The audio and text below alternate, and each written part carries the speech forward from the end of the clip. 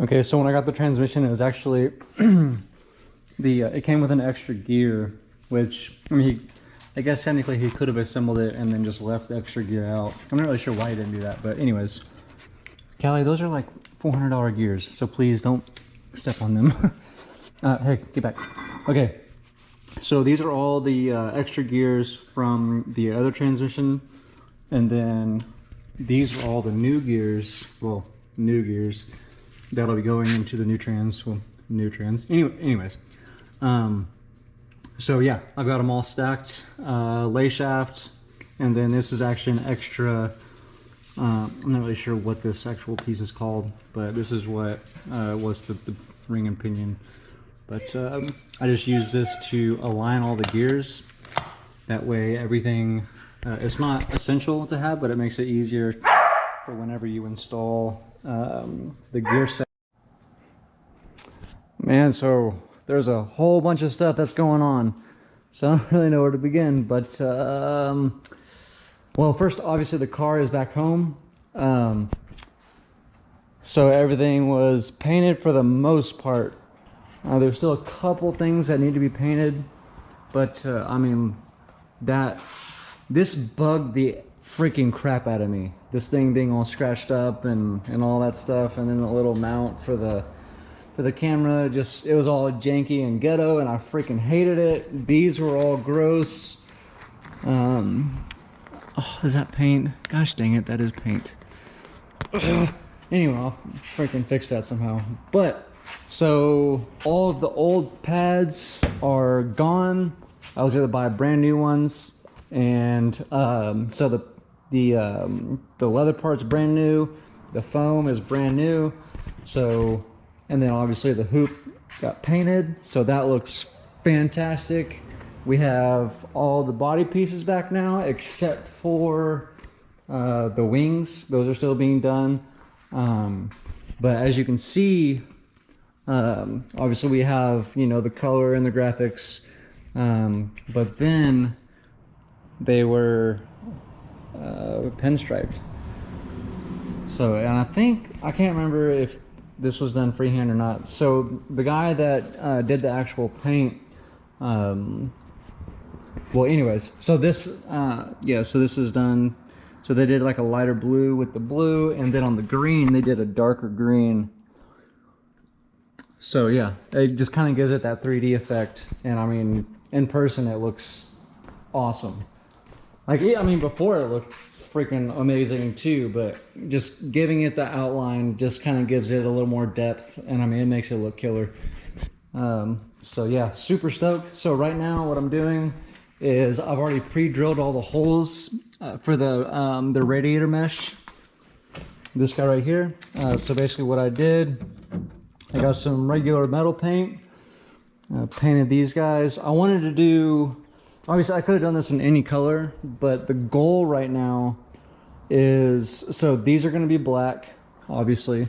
The exit is also going to be black, and I was thinking, so obviously the black will already match, you know, the black accent pieces, the suspension, the hoop, and all that good stuff. But I want to do the wheels black too. Not even just the center caps, but I want to do the whole wheel in black. If you're familiar with iRacing, you'll know that these colors are actually, and I mean, there's no affiliation whatsoever, and it was just coincidence that we chose these colors. But so these colors are the iRacing colors, and if you go on iRacing, you can change like the paint scheme and all that, and you can change the color of the wheels. Well, with the wheels black, I think the car looks super cool. So that's the goal. So obviously we're gonna have those colors on the body, and then we'll have the black accent pieces like the suspension components, the roll bar, the radiator screens, and then the wheels. So, and I'm not going to tell you what color the wings are going to be. You'll have to see that at the end. But yeah, so for now, I'm just going to install the screens. I don't have the rear ones yet. They are in the mail. Yeah, as soon as I get them, then I'll install those in the back, and then that should be due. That should be due that should do it for the side pods, and I should be able to mount them and be ready to go. Unfortunately, the update for the next race, it is Wednesday, I think it's like the 13th or the 15th. So Road America Super Tour is this weekend, which super bummed that I didn't get to make it. So I mean, we could have gotten this sooner, but I didn't realize that registration closed on the 9th, and yeah, so that I realized this like on the 12th or something, and so it's super bummed. I really wanted to go. Technically there's a majors race there too, but I don't think there's going to be as many FX cars right now. I think there's like 5 or 6 FX cars signed up for the Super Tour at Road America, and the majors, I don't think there's a single one.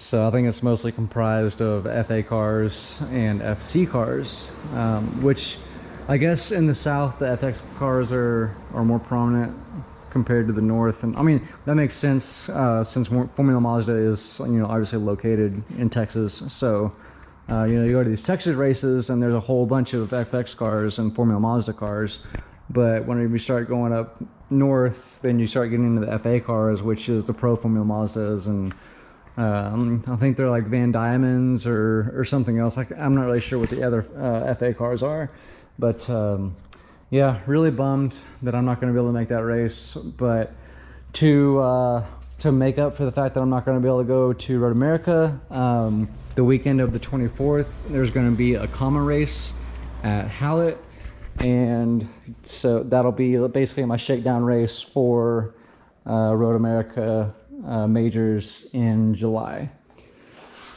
So yeah, I'm still really bummed. I really wanted to go to that race. I thought it'd been a lot of fun, and now I'm not gonna be able to go. So, but yeah, so as you can see, the colors that we have white, green, and blue. What I've decided to do, I know I had mentioned before that I was gonna try to see if I could get these painted, but so Josh, the guy that runs the paint shop, had a really good idea of wrapping these. So that, I mean, it'll make them far more resilient to getting in and out of the car. And yeah, I mean, I think just overall it'll be better. And then, I mean, if I don't like the color, then I can change it. So that would also be really cool. But I just bought a roll of the, I can't remember the name. I think it's like Renaissance Blue or something. But it's very close to that blue. So yeah, I'll be wrapping. I'm not sure. Well, yeah, I'll probably wrap this too. So it'll be these 3 panels, and then yeah, I think that would be really cool. I was also thinking about potentially making it like a gold, like a really, really shiny, like a 14 karat gold. But I don't know. I already bought the blue, so I'll put the blue in, see how that looks. If it's good, then we'll go with that. If not, then we'll see what else we can find. But I'm gonna go ahead and get these installed, and then see what else I can't get together. I've also got to take this transmission out. I've got the new transmission over there, but I'm going to update that for another video. So I'm going to go ahead and get started on this. So the transition's out.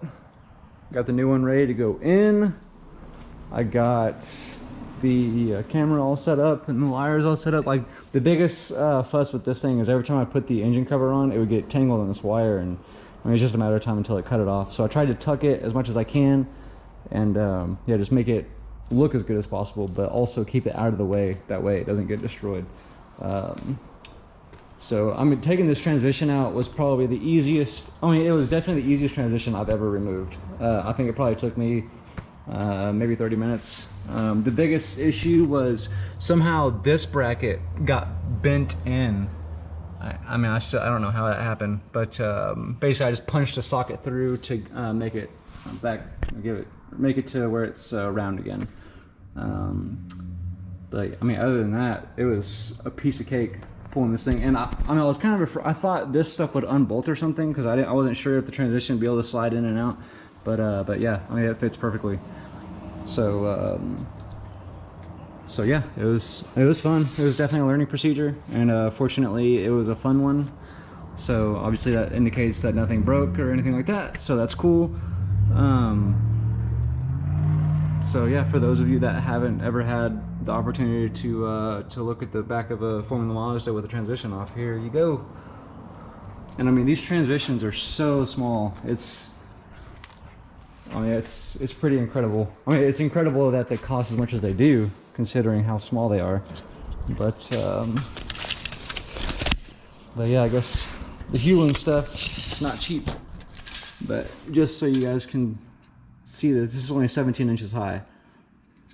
So, and the bell housing is 12 inches. So, pretty cool. This is the old one. The new transmission's over there. But yeah, I'm going to just clean up everything and ensure that I have all the little, like I bought new transmission mount bushing things because whenever the mount itself got messed up, it also destroyed the bushing. So I bought new bushings. Obviously I have a new clutch. So what was in it was a Sachs clutch. And I mean, it actually looks almost new. This is the disc. So as you can see, I mean, it was probably installed a couple years ago, but I mean, they barely drove with that thing in. But the guy I bought the transmission from included this. It's a KEP, so a kept stage 2 aluminum clutch. What's an aluminum pressure plate, and then a kept clutch disc. But I'm not really sure which one I'm supposed to use. I'm going to ask Moses at Formula Mazda and see what he says. But they both weigh about the same, so it probably really wouldn't matter which one I use. But I'll probably go ahead and just use this one because it's new. But other than that, I'm going to put this transmission back in and try to get her back on the road. So I also did, like I mentioned before, like I cleaned up all of these guys. I double mounted all of these because I've had these leak a lot for whatever reason. But anywhere I could double up with these clamps, I did. And then I also deleted, I used to have a sensor in the swirl pot, I deleted that. And then like I said, I painted all this stuff. So there is no water in the system. So I'm also gonna go get some distilled water and some water wetter and bleed the system. And then I have like a little road back here that I can drive on. And yeah, so once I get everything back together, I'll leave the bodywork off. I might put the side pods back on just so I can have the radiator screens. But yeah, I'll go do a couple pulls, make sure the gearbox is good. And then yeah, hopefully that'll set us up for, we're gonna go to Hallett next weekend. So the weekend of the 24th, that's gonna be the plan. So hopefully we can get everything done by then and hopefully go get us another victory. It's been about 10 hours. Well, no, I'm sorry. I mean, 10 hours total, but in reality, it's been like maybe 3 hours of working on it. I could not get the gear set to go in flush.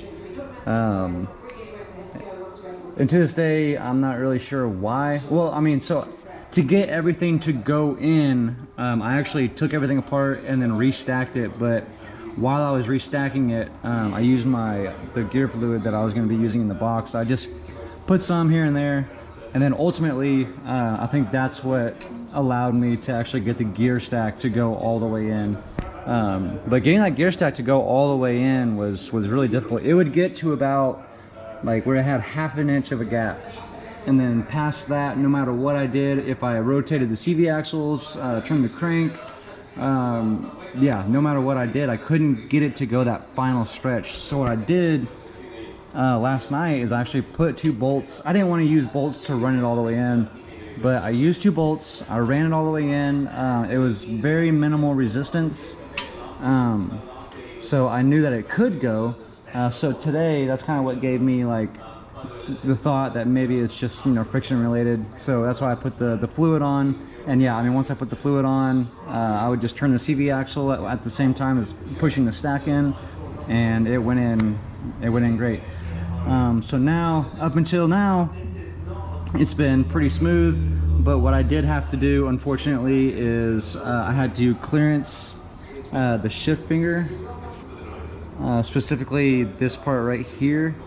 It was just too thick, and it was making it to where it would get stuck on the shift rail. So, and I guess you're not really supposed to take these apart. You have to rejig it, I think, if you take that apart. So I was advised to just trim this. And so yeah, that's what I've done. And now I'm at the point to where I'm putting RTV on everything, putting everything back together. And then, yeah, then I'll put fluids in and try to take it on a little test drive to make sure this gearbox is good. Honestly, a lot more of a headache than I was anticipating. I thought this, being that this box has already been used and, you know, all that good stuff, I figured it would be pretty straightforward, like putting it together, and how easy it was to take it apart. But yeah, I just keep running into these stupid little issues that take time. And, well, I don't have any experience, so these are probably common issues that, you know, have with other people have probably, you know, mastered the techniques and all this stuff. So I'm still learning that technique, so it's probably what it really is. But I got it to this point so far, and yeah, I'm just gonna put the rest of it back together and really hope and pray that I've got it together correctly and that the box is good. So hopefully no pop outs, no grinds, easy to shift. That's what I'm really scared of, and no leaks. So so yeah, I'm gonna get this thing in there and then hopefully get it, get everything else put back together, get some fluids in it, and fire it up. Exciting times. So we got all the wings back. I mean, this is the coolest thing. That's so cool. So needless to say, I'm super stoked. It turned out awesome. And so if you've watched the other videos about this, you'll know that whenever I drilled the holes, this is a good example, I kept messing up and I had to re-drill quite a bit. So to fix that, I thought that we would just do, like they would just do some fiberglass work. But Josh, the guy that painted this stuff, had this genius idea to just get some washers and paint the washers. And then we could rivet on the Zeus fasteners over the washer. And I was fortunate enough to find these are actually nylon. So it made it really easy to work with. They're super light, and they'll make it to where we can fasten on the Zeus fasteners and actually have something good to grab onto. That way they don't fall apart over time. So I mean, even if I had drilled those perfectly, the Zeus fasteners, like when you take them on and off so many times that like over time, they just start to wear out, and the fiberglass just kind of falls apart. But with those guys, it'll prevent that. And yeah, so as far as longevity goes, that's going to be super awesome. And yeah, so now I'm going to put all this stuff together and get it, yeah, get it looking awesome. You guys are seeing the crap that I deal with on a daily basis. This transmission was $4,500, and it was supposed to have new parts and be totally ready to go.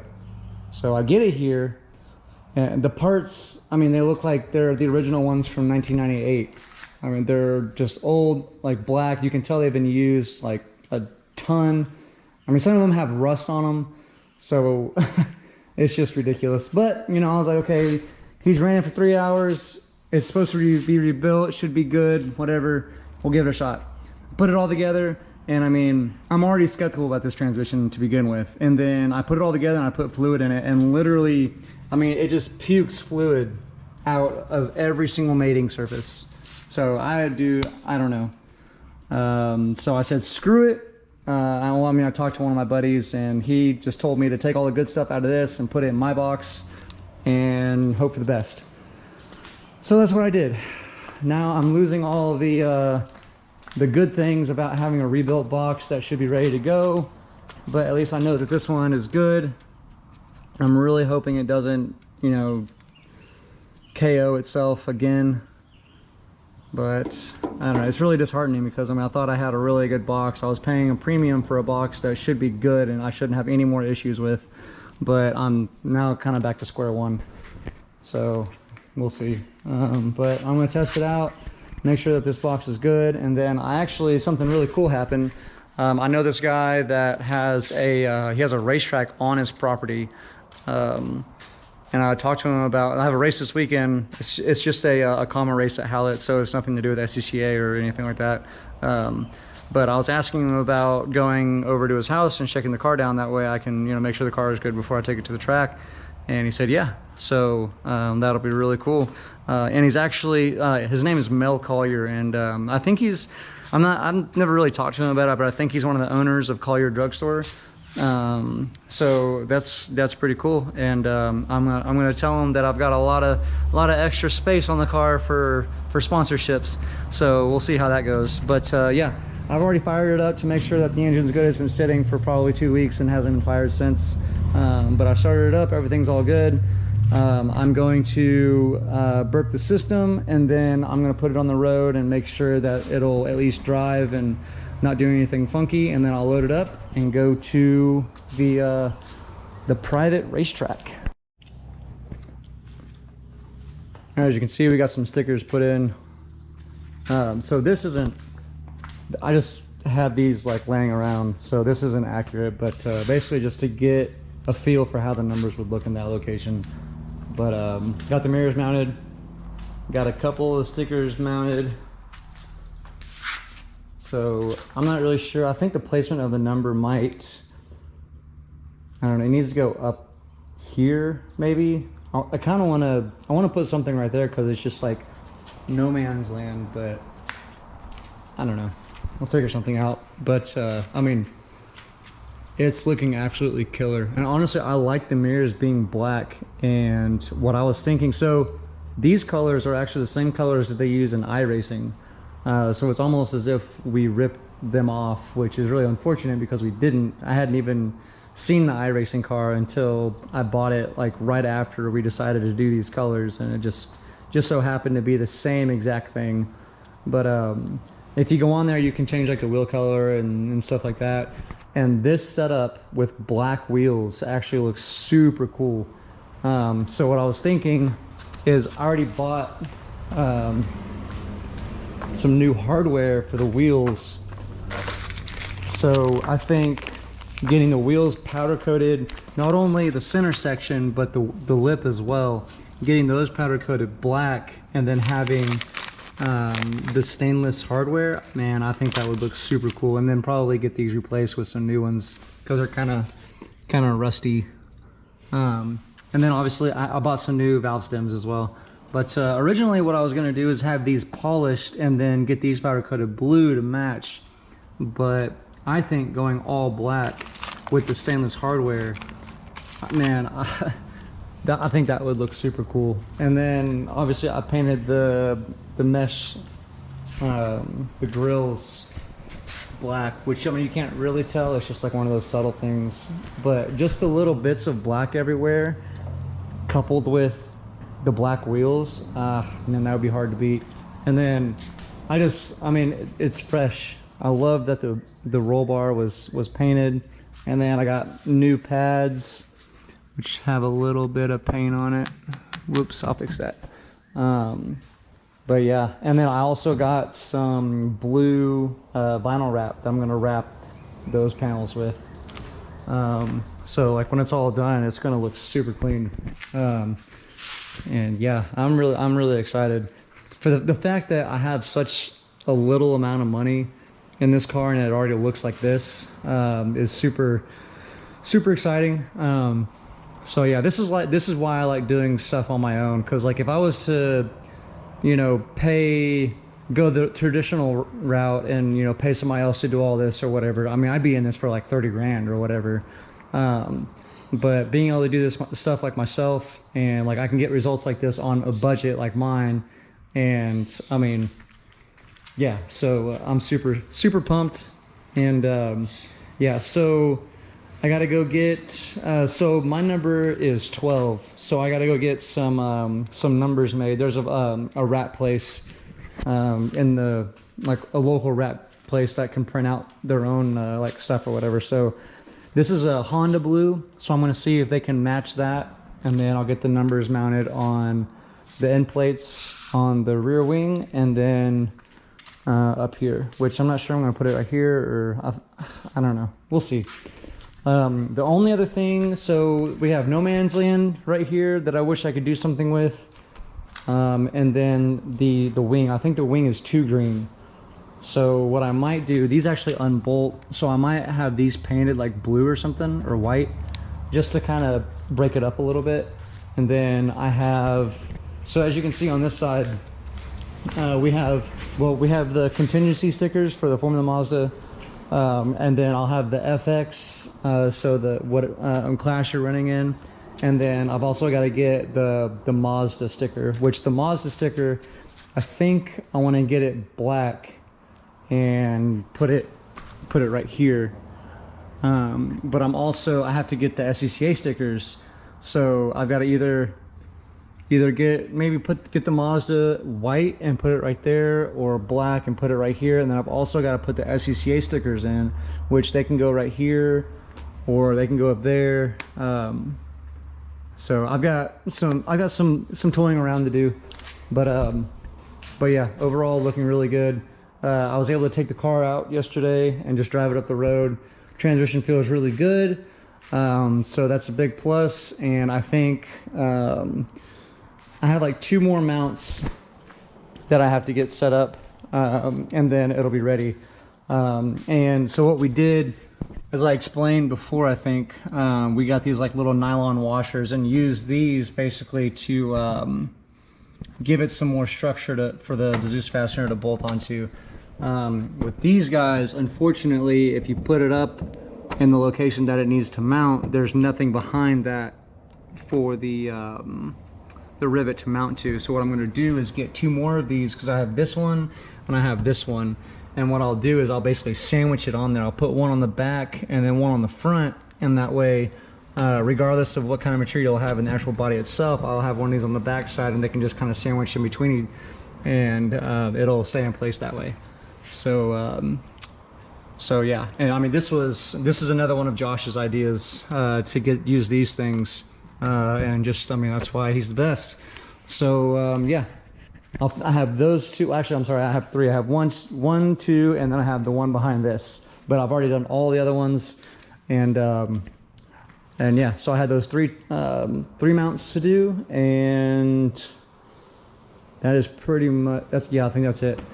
So yeah, I'll get those done, and then I'll probably get everything packed up and ready for race weekend.